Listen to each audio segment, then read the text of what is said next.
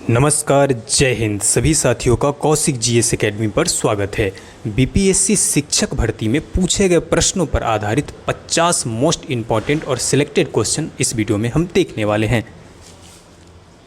सर्वोदय और भूदान आंदोलन से कौन संबंध है?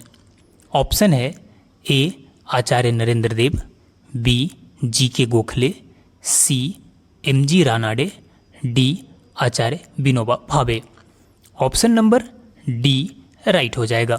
आपको बता दें कि सर्वोदय और भूदान आंदोलन से आचार्य विनोबा भावे संबंधित थे। इन्होंने भूदान आंदोलन 18 अप्रैल 1951 को आंध्र प्रदेश के पोचमपल्ली से प्रारंभ किया था। वीवीआई प्रश्न है, ध्यान में रखिएगा। नेक्स्ट, अगला क्वेश्चन है, संविधान सभा ने राष्ट्रगान कब अपनाया? संविधान सभा ने राष्ट्रगान कब अपनाया? बार बार एग्जाम में ये प्रश्न पूछे जाते हैं। ऑप्शन है 25 जनवरी 1950, 26 जनवरी 1950, 24 जनवरी 1950 और 29 जनवरी 1950। ऑप्शन नंबर सी राइट हो जाएगा। आपको बता दें कि रविन्द्रनाथ टैगोर द्वारा रचित जनगण मन को राष्ट्रगान के रूप में स्वीकृति संविधान सभा ने 24 जनवरी 1950 को प्रदान की थी। नेक्स्ट, अगला प्रश्न है, प्रारंभ में कितने मौलिक अधिकार दिए गए थे? ऑप्शन है A 6, B 7, C 4, D 5। Option number B right हो जाएगा, 7। आपको बता दें कि जब संविधान बना था तो संविधान में कुल 7 मौलिक अधिकार थे। भारतीय संविधान द्वारा प्रारंभ में 7 मौलिक अधिकार प्रदान किए गए थे, किंतु 44वें संविधान संशोधन 1979 के द्वारा संपत्ति को मौलिक अधिकार की श्रेणी से समाप्त कर दिया गया। अतः अब 6 मौलिक अधिकार हैं। कौन कौन है वो देख लेते हैं। समानता का अधिकार, स्वतंत्रता का अधिकार, शोषण के विरुद्ध अधिकार, धार्मिक स्वतंत्रता का अधिकार, संस्कृति तथा शिक्षा संबंधी अधिकार, संवैधानिक उपचारों का अधिकार। ये 6 हमारे मौलिक अधिकार वर्तमान में हैं। और बार बार एग्जाम में प्रश्न पूछा जाता है कि किस संवैधानिक संशोधन द्वारा संपत्ति के अधिकार को समाप्त कर दिया गया था, तो वो है 44वां संवैधानिक संशोधन। ध्यान में रखिएगा, 1979 में। नेक्स्ट, अगला क्वेश्चन है, भारत की मुख्य भूमि का अक्षांश विस्तार कितना से कितना के बीच फैला है? ऑप्शन नंबर आपको बता दे कि ए राइट हो जाएगा। ऑप्शन नंबर ए राइट हो जाएगा। 8 डिग्री 4 मिनट से 37 डिग्री 6 मिनट उत्तरी अक्षांश के बीच फैला हुआ है। तो ऑप्शन नंबर ए आपका राइट हो जाएगा। आप तो ध्यान में रखिएगा, 8 डिग्री 4 मिनट उत्तर से 37 डिग्री 6 मिनट उत्तरी अक्षांश तथा 68 डिग्री 7 मिनट से लेकर 97 डिग्री 25 मिनट पूर्वी देशांतर के बीच भारत का विस्तार फैला हुआ है।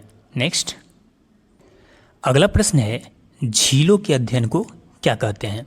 ऑप्शन है A limnology, B potamology, C topology, D hydrology. Option number A right हो जाएगा, निम्नोलॉजी। आपको बता दें कि निम्नोलॉजी को सरोविज्ञान भी कहा जाता है। इसके अंतर्गत झीलों, तालाबों, नदियों और नम भूमियों का अध्ययन किया जाता है। वीवीआई प्रश्न है, ध्यान में रखिएगा, झीलों के अध्ययन को क्या कहा जाता है? निम्नोलॉजी। नेक्स्ट, अगला प्रश्न है, झूम कृषि अभी भी कहाँ प्रचलित है? क्वेश्चन फिर से सुनिए, झूम कृषि अभी भी कहाँ प्रचलित है? ऑप्शन है मिजोरम, नागालैंड, मणिपुर, उपर्युक्त सभी। ऑप्शन नंबर डी राइट हो जाएगा, उपर्युक्त सभी। आपको बता दें कि मिजोरम, नागालैंड, मणिपुर इन तीनों जगह पर वर्तमान में झूम कृषि प्रचलित है। आप यहाँ पर समझ लीजिए कि मुख्यतः उष्णकटिबंधीय क्षेत्रों में पेड़ों एवं वनस्पतियों को काटकर उस स्थान को साफ करके बची हुई वनस्पतियों को जलाकर उस स्थान पर जो कृषि की जाती है उसे स्थानांतरी शिफ्टिंग कल्टीवेशन या झूम कृषि कहते हैं। इस क्रिया में जली हुई पेड़ों एवं वनस्पतियों की राख उर्वरक का कार्य करता है। तो वीवीआई प्रश्न है, ध्यान में रखिएगा। नेक्स्ट, अगला प्रश्न है खासी और गारो जयंतियाँ मुख्यतः कहाँ पाई जाती है। क्वेश्चन फिर से समझिए, खासी और गारो जयंतियाँ मुख्यतः कहाँ पर पाई जाती है। ऑप्शन है Meghalaya, Nagaland, Mizoram, Manipur. Option number A right हो जाएगा। आपको बता दें कि खासी गारो मुख्यतः मेघालय राज्य में पाई जाती है। मेघालय राज्य की कुल जनसंख्या में जनजातियों का प्रतिशत 85.52% है, यानी सबसे ज़्यादा यहाँ पे जनजातियाँ पाई जाती है। नेक्स्ट, अगला प्रश्न है दुनिया की सबसे ऊंची चोटी माउंट एवरेस्ट का नेपाल में एक लोकप्रिय नाम क्या है। ऑप्शन है महालागुर, सागरमाथा, चोमोलंगमा और खुम्बुस्ते। ऑप्शन नंबर बी राइट हो जाएगा। दुनिया की सबसे ऊंची चोटी माउंट एवरेस्ट का नेपाल में सागरमाथा के नाम से जाना जाता है। नेक्स्ट, अगला प्रश्न है निम्नलिखित में से किसे अनुवांशिकी का जनक कहा जाता है। ऑप्शन है A Darwin, B Mendel, C Lamarck, D de Vries. Option number B right हो जाएगा, मेंडल। आपको बता दें कि ग्रेगर जॉन मेंडल ने वंशागति के मूल नियम बनाकर आधुनिक अनुवांशिकी की नींव रखी, इसलिए इन्हें अनुवांशिकी का पिता कहा जाता है। नेक्स्ट, अगला प्रश्न है मनुष्य का मस्तिष्क कितने भागों में विभाजित होता है। मनुष्य का मस्तिष्क ऑप्शन है 2, 3, 4, 5। आपको बता दें कि ऑप्शन नंबर बी राइट हो जाएगा। मनुष्य का मस्तिष्क 3 भागों में विभाजित होता है। मनुष्य का दिमाग 3 भागों में विभाजित होता है, जो इस प्रकार है: अग्र मस्तिष्क, मध्य मस्तिष्क और पश्चिम मस्तिष्क। तो ध्यान में रखिएगा। नेक्स्ट क्वेश्चन है कि पहली बार परमाणु बम कहाँ फेंका गया था। ऑप्शन है नागासाकी, हिरोशिमा, टोक्यो, हांगकांग। बताइए कहाँ गिराया गया था। तो आपको बता दें कि पहली बार परमाणु बम ऑप्शन नंबर बी राइट हो जाएगा, हिरोशिमा पे गिराया गया था। 6 अगस्त 1945 को अमेरिकी वायुसेना ने जापान के हिरोशिमा पर परमाणु बम लिटिल बॉय गिराया था। इसके 3 दिन बाद अमेरिका ने नागासाकी शहर पर फैटमैन परमाणु बम गिराया था। तो ये 2 शहरों पे परमाणु बम 6 अगस्त, उसके 3 दिन बाद ठीक 9 अगस्त को गिराया गया था। नेक्स्ट, अगला प्रश्न है रेडियो तरंगों के संचरण के लिए प्रयुक्त वायुमंडल स्तर है। जहाँ पे रेडियो तरंग संचरण करते हैं वो वायुमंडल स्तर कौन सा है। ऑप्शन है वर्णमंडल, क्षोभ मंडल, आयन मंडल और समताप मंडल। तो ऑप्शन नंबर सी राइट हो जाएगा, आयन मंडल। आपको बता दें कि आयन मंडल रेडियो तरंगों के संचरण के लिए प्रयुक्त वायुमंडल का स्तर है। मुख्यतः यह 100 से 400 किलोमीटर के बीच का वायुमंडल है, आयन मंडल कहलाता है। रेडियो तरंग की खोज हेनरिक हर्ट्ज ने की थी। किसने की थी? हेनरिक हर्ट्ज ने। ये जो हम व्याख्या बताते हैं इसे आप ध्यान में रखिएगा, क्योंकि बहुत सारे प्रश्न इसमें छुपे हुए होते हैं। इसका उपयोग रेडियो, टेलीविज़न, टेलीफोन में किया जाता है। तो आयन मंडल हो गया आंसर। नेक्स्ट, अगला क्वेश्चन है कि पैराशूट धीरे धीरे नीचे आता है जबकि उसी ऊंचाई से फेंका गया पत्थर तेजी से गिरता है, क्यों? ऐसा क्यों होता है? तो ऐसा इसलिए होता है, ऑप्शन नंबर सी आपका राइट हो जाएगा। पैराशूट के पृष्ठ का क्षेत्रफल ज़्यादा हो जाता है, अतः वायु का प्रतिरोध उसे अधिक झेलना पड़ता है। तो यहाँ पर देख लीजिए कि पैराशूट के पृष्ठ का क्षेत्रफल अधिक होने के कारण उस पर लगने वाला वायु का प्रतिरोध अधिक होता है, अतः पैराशूट धीरे धीरे नीचे आता है। जबकि पत्थर के पृष्ठ का क्षेत्रफल कम होने के कारण वह तेजी से नीचे गिरता है, यही इसका कारण है। तो ऑप्शन नंबर सी आपका राइट हो जाएगा। नेक्स्ट, अगला क्वेश्चन है कि स्मैश शब्द का संबंध किस खेल से जुड़ा हुआ है। ऑप्शन है volleyball, hockey, lawn tennis, cricket. Option number C right हो जाएगा, lawn tennis. Smash lawn tennis से जुड़ा एक शब्द है। स्मैश वह शॉट होता है जो हीटर द्वारा सिर के ऊपर से सर्विस के रूप में मारा जाता है। नेक्स्ट, अगला प्रश्न है चौथी पीढ़ी के कंप्यूटरों के निर्माण में प्रयोग किया जाता है। ऑप्शन है निर्वात ट्यूबों का, ट्रांजिस्टरों का, आईसी चिप्स का और सूक्ष्म संधारित्रों का। ऑप्शन नंबर डी राइट हो जाएगा। आपको बता दें कि चौथी पीढ़ी के कंप्यूटर में सूक्ष्म संधारित्रों का प्रयोग किया जाता है।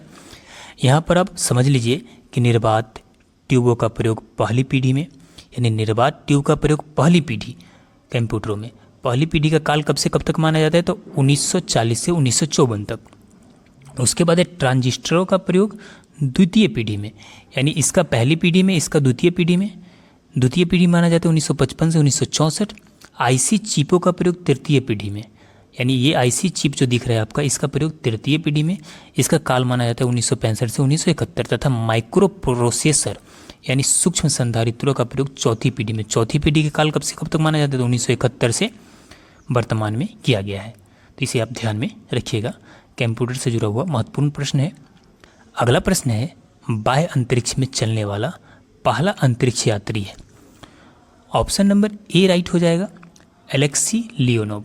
आपको बता दें कि रूसी अंतरिक्ष यात्री एलेक्सी लियोनोव ऐसे प्रथम व्यक्ति थे जो वोस्टखोद 2 सोयूज 19 ASTB मिशन के द्वारा अंतरिक्ष में कदम और वहाँ बाह्य अंतरिक्ष में 12 मिनट 9 सेकेंड तक विचरण किया था।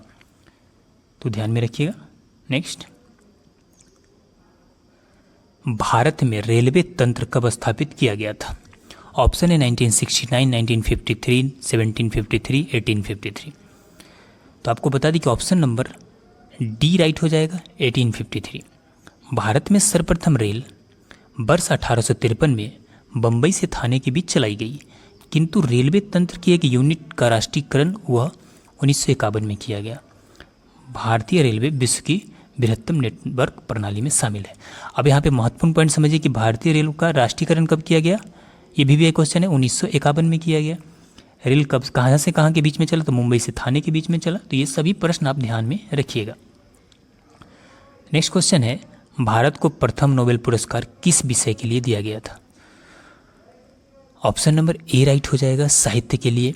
भारत को प्रथम नोबेल पुरस्कार वर्ष 1913 में रविन्द्रनाथ टैगोर को साहित्य के क्षेत्र में योगदान के लिए प्रदान किया गया था। नेक्स्ट, अगला क्वेश्चन है, भाषाई आधार पर गठित पहला राज्य कौन सा था? तो भाषाई आधार पर गठित पहला राज्य था आंध्र प्रदेश। कौन था? आंध्र प्रदेश था। यहाँ पर देख लीजिए कि 1 अक्टूबर 1953 को आंध्र प्रदेश भाषा के आधार पर गठित होने वाला पहला राज्य बना। आयोग की रिपोर्ट के आधार पर वर्ष 1956 में पारित राज्य पुनर्गठन अधिनियम द्वारा भाषाई आधार पर 14 राज्यों तथा 6 केंद्र शासित प्रदेशों का गठन हुआ था। नेक्स्ट, अगला क्वेश्चन है कि भूकंप के उद्गम स्थल को क्या कहा जाता है?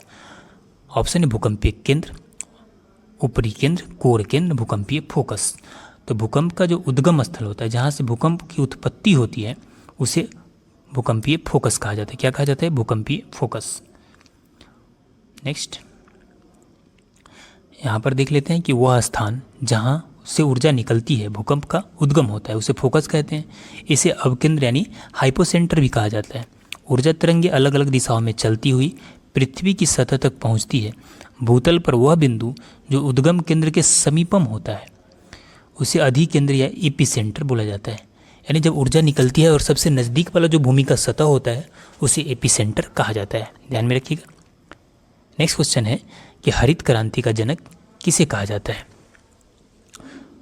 G Paul, Norman Borlaug, van Niel, doctor Mitchell. Option number 2 right हो जाएगा, नॉर्मन बोरलॉग। भारत में MS स्वामीनाथन को कहा जाता है और वर्ल्ड में प्रोफेसर नॉर्मन बोरलॉग को कहा जाता है। यहाँ पर देख लीजिए कि नॉर्मन बोरलॉग को हरित क्रांति के प्रवर्तक माने जाते हैं, लेकिन भारत में हरित क्रांति लाने का श्रेय C सुब्रमण्यम को जाता है। और MS स्वामीनाथन एक जाने माने वनस्पति विज्ञानी थे जिन्होंने हरित क्रांति लाने के लिए C सुब्रमण्यम के साथ काम किया था। नेक्स्ट क्वेश्चन है कि मृग मरीचिका बनाने वाली प्रघटना को क्या कहते हैं? यह क्यों होता है? तो ये होता है पूर्ण आंतरिक परावर्तन के कारण। क्यों होता है? पूर्ण आंतरिक परावर्तन के कारण। आपको बता दें कि मरीचिका विभिन्न घनत्वों की वायु परतों पर प्रकाश के पूर्ण आंतरिक परावर्तन के कारण होती है। एक रेगिस्तान में दिन के समय में रेत बहुत गर्म होती है। इसके संपर्क में हवा की परत गर्म हो जाती है और हल्की हो जाती है। हल्की हवा ऊपर उठती है और ऊपर से सघन हवा नीचे आती है। तो यही कारण है। आकार की दृष्टि से शनि का स्थान हमारे सौर मंडल में कौन सा है? ऑप्शन है पहला, दूसरा, तीसरा, चौथा। आपको आंसर बताने से पहले अकॉर्डिंग टू डिस्टेंस ग्रहों की स्थिति को हम देखते हैं। सूर्य के सबसे जो पास का ग्रह है वो है बुध, सेकेंड नंबर पे आता है शुक्र, तीसरे नंबर पे पृथ्वी जो हमारी पृथ्वी है, चौथे पे मंगल, पाँचवें पे बृहस्पति, छठे पे शनि, सातवें पे अरुण और आठवें पे आता है वरुण। अकॉर्डिंग टू डिस्टेंस सबसे लास्ट में कौन सा ग्रह हो गया? आपका वरुण हो गया। और सबसे पास का कौन सा ग्रह हो गया? तो आपका बुध हो गया। अब यहाँ पर प्रश्न है कि आकार की दृष्टि से, ये तो डिस्टेंस के हिसाब से था, अब है आकार की दृष्टि से शनि का स्थान हमारे सौरमंडल में कौन सा है? तो आकार की दृष्टि से सबसे बड़ा ग्रह कौन सा है? बृहस्पति है। सबसे बड़ा ग्रह कौन सा है आपका? 1 नंबर पे बृहस्पति है। और 2 नंबर पे आपका कौन सा है? 2 नंबर पे शनि है। तो ऑप्शन नंबर 2 राइट हो जाएगा आपका। आकार की दृष्टि से शनि का स्थान हमारे सौरमंडल में दूसरा है। आपको बता दें कि सौरमंडल में आकार की दृष्टि से ग्रहों का सही अवरोही क्रम इस प्रकार है। आप आकार की दृष्टि से अकॉर्डिंग टू डिस्टेंस हमने पहले ही बता दिया। आकार की दृष्टि से देख लीजिए, सबसे बड़ा है बृहस्पति 1 नंबर पे, 2 नंबर पे आपका शनि, 3 नंबर पे अरुण, 4 नंबर पे वरुण, 5 नंबर पे पृथ्वी। आकार के दृष्टि से पृथ्वी का कौन सा स्थान है? 5वां है, ध्यान में रखिएगा। 6 पे शुक्र, 7 पे मंगल और 8 पे बुध। यानी सबसे छोटा ग्रह कौन सा है? सौरमंडल का सबसे छोटा ग्रह बुध है। और सूर्य के सबसे पास का ग्रह भी कौन सा है? बुध है। तो इस एक प्रश्न के व्याख्या से आपके कई प्रश्न बनते हैं, तो इसे आप ध्यान में रखिएगा।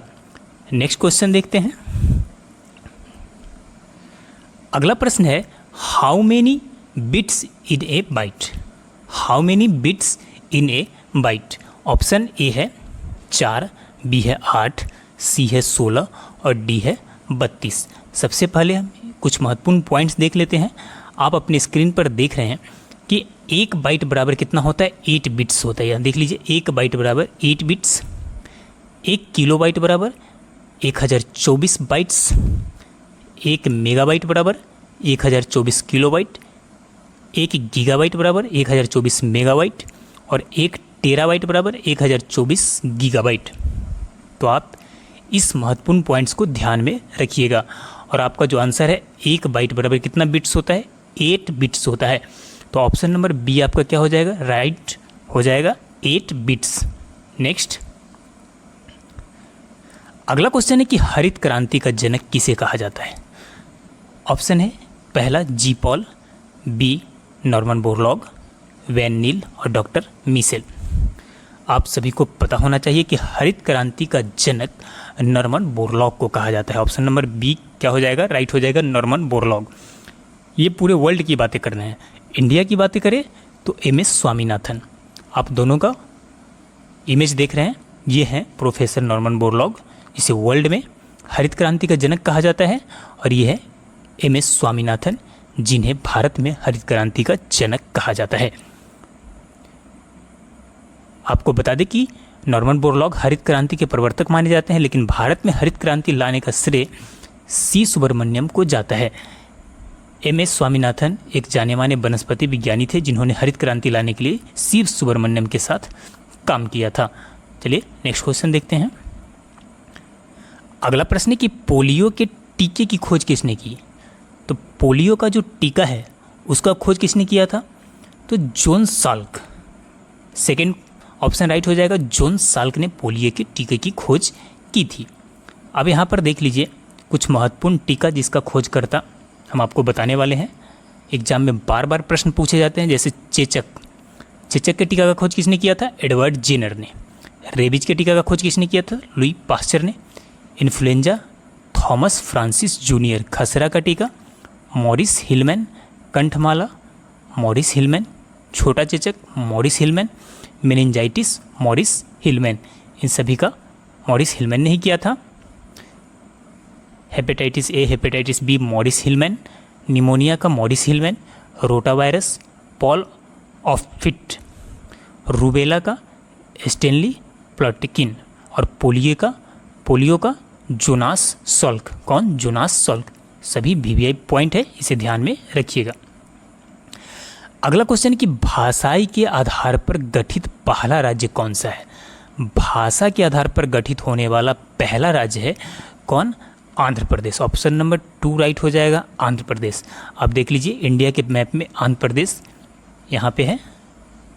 ये भाषाई के आधार पर गठित पहला राज्य था। कौन सा? पहला राज्य था। महत्वपूर्ण पॉइंट्स है कि 1 अक्टूबर 1953 को आंध्र प्रदेश भारत के आधार पर भाषा के आधार पर गठित होने वाला पहला राज्य बना। आयोग की रिपोर्ट के आधार पर वर्ष 1956 में पारित राज्य पुनर्गठन अधिनियम द्वारा भाषाई आधार पर 14 राज्यों तथा 6 केंद्र शासित प्रदेशों का गठन हुआ था। कौन सा पॉइंट भी आइए देख लीजिए, 14 राज्य और 6 केंद्र शासित प्रदेशों का भाषा के आधार पर गठन हुआ था और 1 अक्टूबर 1953 को आंध्र प्रदेश भाषा के आधार पर गठित हुआ था 1953 में। अगला क्वेश्चन है कि भूकंप के उद्गम स्थल को कहा जाता है। तो भूकंप का जो उद्गम स्थल होता है, जहाँ से भूकंप की उत्पत्ति होती है, देख लीजिए यहाँ पे, जहाँ से भूकंप की उत्पत्ति होती है, इसे क्या कहा जाता है? इसे फोकस कहा जाता है। क्या कहा जाता है? फोकस। यानी ऑप्शन नंबर आपका 4 राइट हो जाएगा, भूकंपीय फोकस। जहाँ से भूकंप की उत्पत्ति होती है, इसे क्या कहा जाता है? ध्यान रखिएगा, फोकस कहा जाता है। कुछ महत्वपूर्ण पॉइंट्स बता दें आपको कि वह स्थान जहाँ से ऊर्जा निकलती है, भूकंप का उद्गम केंद्र है, जिसे फोकस कहा जाता है। इसे अब केंद्र यानी हाइपोसेंटर भी कहा जाता है। ध्यान रखिएगा, जहाँ से ऊर्जा निकलती है, जहाँ फोकस होता है, उसे हाइपोसेंटर भी कहा जाता है। ऊर्जा तरंगे अलग अलग दिशाओं में चलती हुई पृथ्वी की सतह तक पहुँचती है। भूतल पर वह बिंदु जो उद्गम केंद्र के समीपतम होता है, अधिक केंद्र यानी एपी सेंटर कहा जाता है। क्या कहा जाता है? AP centre. यानी आप यहाँ पे देख लीजिए कि जो समीपतम होगा, जैसे यहाँ से आपका इसका तरंग निकला और सबसे जो समीपतम सतह पर जो जगह होगा उसे एपी सेंटर बोला जाता है। क्या कहा जाता है? AP centre. तो इसे ध्यान में रखिएगा। अगला क्वेश्चन है कि निम्नलिखित में से किस संगठन का मुख्यालय जिनेवा में नहीं है? काफ़ी अंतर्राष्ट्रीय संगठन का मुख्यालय जिनेवा में है, आप सभी को पता होना चाहिए। लेकिन इस 4 ऑप्शन में एक जो है खाद्य और कृषि संगठन का मुख्यालय जिनेवा में नहीं है। कहाँ पे नहीं है? जिनेवा में नहीं है। ऑप्शन नंबर ए राइट हो जाएगा। कुछ महत्वपूर्ण संगठन है जिसका मुख्यालय जिनेवा में है। काफ़ी संस्था का, काफ़ी संगठन का, अंतर्राष्ट्रीय संगठन का मुख्यालय जिनेवा में है, इसलिए आपको यह ध्यान में रखना जरूरी है। बाकी खुद ध्यान में आ जाएगा। जैसे रेड क्रॉस की अंतर्राष्ट्रीय समिति का मुख्यालय कहाँ है? जिनेवा में है। विश्व मौसम विज्ञान संगठन WMO का मुख्यालय जिनेवा में है। अंतर्राष्ट्रीय श्रम संगठन का मुख्यालय जिनेवा में है। अंतर्राष्ट्रीय मानकीकरण संगठन का मुख्यालय जिनेवा में है। विश्व स्वास्थ्य संगठन WHO का मुख्यालय कहाँ है? जिनेवा में है। विश्व आर्थिक मंच, विश्व बौद्धिक संपदा संगठन WIPO, विश्व व्यापार संगठन WTO, संयुक्त राष्ट्र व्यापार और विकास सम्मेलन UNCTAD, अंतर्राष्ट्रीय प्रवासन संस्था, यानी इन सभी संस्था का मुख्यालय कहाँ है? जिनेवा स्विट्जरलैंड में स्थित है। ध्यान में रखिएगा। नेक्स्ट अगला क्वेश्चन है कि मृग मरीचिका बनाने वाली प्रघटना को क्या कहते हैं? क्यों होता है यह प्रघटना? आप देख सकते हैं कि यहाँ पे आप दिख रहा है कि ये एक रोड है और कड़क धूप वाली रोड है। यहाँ पे आपको दूर ऐसा लग रहा है कि पानी जमा हुआ है, लेकिन सच में यहाँ पे कोई पानी नहीं जमा हुआ है। इसे ही बोलते हैं मृग तृष्णा। क्या बोलते हैं? मृग तृष्णा। यानी ऑप्शन नंबर ए राइट हो जाएगा। पूर्ण आंतरिक परावर्तन के कारण ऐसी परिघटना दिखाई देती है। किसके कारण? पूर्ण आंतरिक परावर्तन के कारण। यहाँ पर देख लीजिए कि मरीचिका विभिन्न घनत्वों की वायु की परतों पर प्रकाश के पूर्ण आंतरिक परावर्तन के कारण होती है। एक रेगिस्तान में दिन के समय रेत बहुत गर्म होती है। इसके संपर्क में हवा की परत गर्म हो जाती है और हल्की हो जाती है। हल्की हवा ऊपर उठती है और ऊपर से सघन हवा नीचे आती है। तो यह महत्वपूर्ण पॉइंट्स था। अगला प्रश्न, किस लौह अयस्क में 72% लोहा होता है? ऑप्शन ए है मैग्नेटाइट, बी लिमोनाइट, सी हेमाटाइट और डी सीडेराइट। तो आपको बता दें कि आपका ऑप्शन नंबर ए राइट हो जाएगा। मैग्नेटाइट में 72% लोहा होता है। आपको जानना जरूरी है कि किस अयस्क में कितना % लोहा होता है। तो आप देख लीजिए यहाँ पे हेमेटाइट में 70% लोहा, मैग्नेटाइट में 72% लगभग, लिमोनाइट में 59.8% लोहा होता है, सीडेराइट में 48.2% लोहा होता है। तो देख लीजिए सबसे कम किस में हो गया, सीडेराइट में। ये पूछा जा सकता है आप में, सबसे ज़्यादा मैग्नेटाइट में। नेक्स्ट अगला क्वेश्चन है कि नोबेल पुरस्कार की स्थापना किस देश में की थी। नोबेल पुरस्कार की स्थापना किस देश ने की थी। ऑप्शन है यूएसए, यूके, रूस और स्वीडन। तो आप सभी को पता होना चाहिए, ऑप्शन नंबर डी राइट हो जाएगा। नोबेल पुरस्कार की स्थापना स्वीडन ने की थी। किसने की थी, स्वीडन ने की थी। देख लीजिए कि स्वीडिश रसायनज्ञ और उद्योगपति अल्फ्रेड नोबेल की 1895 के वसीयत के अनुसार उन लोगों को दिए जाते हैं जिन्होंने पिछले वर्ष के दौरान मानव जाति को सबसे बड़ा लाभ प्रदान किया है। भौतिकी, रसायन विज्ञान, शरीर क्रिया विज्ञान, चिकित्सा, साहित्य और शांति में योगदान जिन्होंने मानव जाति को सबसे बड़ा लाभ प्रदान किया है, उन्हें यह पुरस्कार दिया जाता है।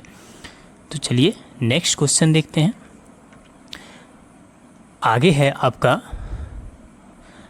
आगे हम 2 प्रश्न आपको देंगे, दोनों का आंसर हम कल के क्लास में बताएंगे। आज आपको इसका आंसर कमेंट बॉक्स में भेजना है, और जो भाई इसका आंसर देंगे उनका नाम भी कल के क्लास में लिया जाएगा। तो पहला क्वेश्चन है कि प्रधानमंत्री क्या होते हैं। राज्य का मुखिया, सरकार का मुखिया, राज्य के शासक, सरकार का मुखिया, उपरोक्त में से कोई नहीं। अब आप खुद कमेंट कीजिए कि इसमें कौन सा आंसर आपको लगता है सही है। राज्य का मुखिया सही है, सरकार का मुखिया सही है, राज्य के शासक, सरकार का मुखिया सही है, उपरोक्त में से कोई सही नहीं है। और एक और क्वेश्चन जो आपके लिए लेकर आए हैं कि पृथ्वी के वायुमंडल की किस परत में ओजोन परत है। पृथ्वी के वायुमंडल के किस परत में ओजोन परत पाया जाता है। पहला क्षोभ मंडल, मेसोस्फीयर, आयन मंडल और समताप मंडल। आपको बताना इन चारों में से कौन सा ऑप्शन सही है। आप डिटेल में भी लिखकर कमेंट में आंसर भेज सकते हैं। तो चलिए मिलते हैं नेक्स्ट क्लास में, तब तक के लिए जय हिंद। अगला प्रश्न है, भारत का राष्ट्रीय भोजन क्या है। हम जो भोजन करते हैं उसमें भारत का राष्ट्रीय भोजन क्या है। ऑप्शन है ए खिचड़ी, बी चावल दाल, सी दही चूड़ा, D paneer. Option number A right हो जाएगा। भारत का राष्ट्रीय भोजन खिचड़ी है। नेक्स्ट अगला प्रश्न है, नौटंकी किस राज्य का प्रसिद्ध नृत्य है। ऑप्शन है A Madhya Pradesh, B Uttar Pradesh, C Andhra Pradesh, D Himachal Pradesh. Option number B right हो जाएगा। नौटंकी उत्तर प्रदेश का प्रसिद्ध नृत्य है। नेक्स्ट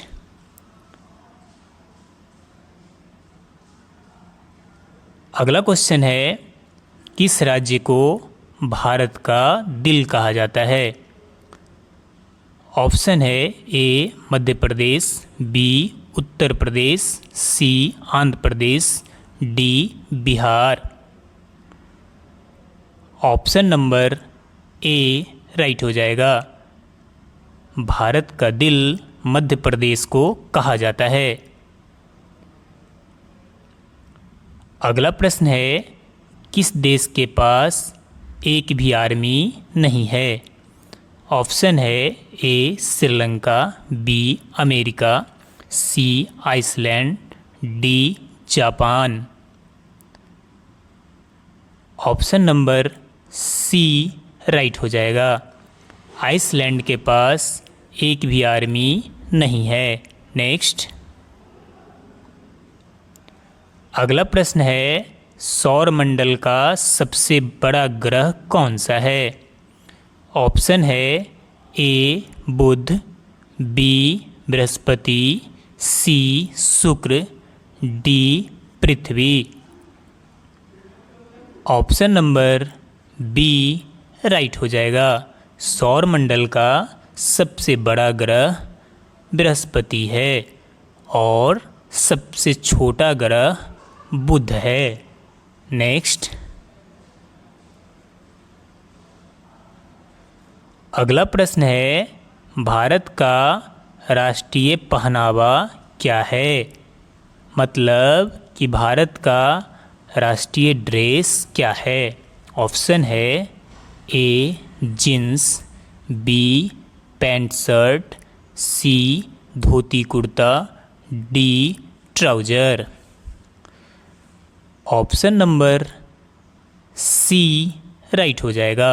भारत का राष्ट्रीय पोशाक पहनावा या ड्रेस धोती कुर्ता है। नेक्स्ट, अगला प्रश्न है, कौन सा जानवर है जो कभी बैठकर नहीं सोता है? ऑप्शन है ए चीता, बी जिराफ, सी हाथी, डी घोड़ा। ऑप्शन नंबर डी राइट हो जाएगा। घोड़ा कभी भी बैठकर नहीं सोता है। नेक्स्ट, अगला प्रश्न है, भारत का पहला उपग्रह कौन सा है? ऑप्शन है A Aryabhata, B giraffe, C Gaganyaan, D Siddharth. Option number A right हो जाएगा। भारत का पहला उपग्रह आर्यभट्ट है। नेक्स्ट, अगला क्वेश्चन है, कबड्डी खेल का जन्मदाता किस देश को माना जाता है? ऑप्शन है ए नेपाल, बी भारत, सी पाकिस्तान, डी चीन। ऑप्शन नंबर बी राइट हो जाएगा। कबड्डी खेल का जन्मदाता भारत को माना जाता है। नेक्स्ट, अगला प्रश्न है, कौन सा पक्षी शेर का भी शिकार कर सकता है? ऑप्शन है ए बाज, बी चील, सी शुतुरमुर्ग, डी गिद्ध। ऑप्शन नंबर बी राइट हो जाएगा। शुतुरमुर्ग शेर का भी शिकार कर सकता है। नेक्स्ट, अगला प्रश्न है, कथकली किस राज्य का प्रसिद्ध नृत्य है? ऑप्शन है A Assam, B Kerala, C Bihar, D Odisha. Option number B right हो जाएगा। कथकली केरल राज्य का प्रसिद्ध नृत्य है। नेक्स्ट, आज का क्लास यहीं पर समाप्त होता है। मिलते हैं नेक्स्ट जीके जीएस के इंटरेस्टिंग क्लास में। अगर अभी तक आप हमारे चैनल पर नए हैं तो हमारे चैनल को सब्सक्राइब कर लीजिए।